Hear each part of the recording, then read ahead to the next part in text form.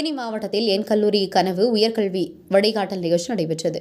தேனி மாவட்ட ஆதி திராவிடர் மற்றும் பழங்குடியினர் நலத்துறை சார்பில் 12ஆம் வகுப்பு முடித்த மாணவர்களுக்கு உயர்கல்வி வழிகாட்டல் நிகழ்ச்சி தேனி நாடார் சரஸ்வதி பொறியியல் மற்றும் தொழில்நுட்ப கல்லூரியில் நடைபெற்றது. நிகழ்ச்சிக்கு மாவட்ட ஆதி திராவிடர் மற்றும் பழங்குடியினர் நல அலுவலர் சசிகலா தலைமை தாங்கினார். மாவட்ட தாட்கோ மேலாளர் சரளா, MMD நர்ச்சர் மாவட்ட ஒருங்கிணைப்பாளர் முருகேசன் முன்னிலை வகித்தனர். ஆதி திராவிடர் மற்றும் பழங்குடியினர் மாணவ மாணவிகள் கல்வியில் சாதிக்க வேண்டும், உதவித்தொகை, வேலைவாய்ப்பில் முன்னுரிமை, போட்டித் தேர்வில் முன்னுரிமை போன்ற பல்வேறு அரசு சலுகைகள் வழங்கப்பட்டு வருகிறது. இவ்வாய்ப்பினை மாணவ மாணவிகள் பயன்படுத்தி தன்னம்பிக்கையுடன் வாழ்வில் உயர்ந்திட வேண்டும். மருத்துவம், பொறியியல், விவசாயம், UPSC, IIT மற்றும் கலை, அறிவியல், தொழில்நுட்பம் என பல துறைகள் பற்றியும் உயர்கல்வி பயில உதவித்தொகை திட்டம் பற்றியும் தெரிவிக்கப்பட்டது. மாணவர்களுக்கு ஏற்பட்ட ஐயம் தொடர்பான கேள்விகளுக்கு அவர்கள் புரிந்து கொள்ளும் அளவிற்கு விரிவாக எடுத்துரைக்கப்பட்டது.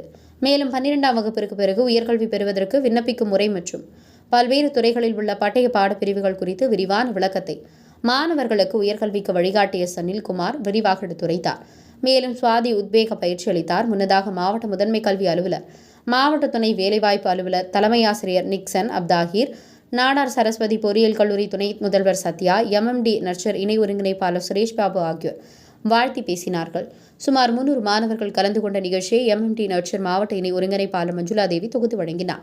நிகழ்ச்சியின் இறுதியாக தனி வட்டாட்சியர் சுருளி நன்றி கூறினார்.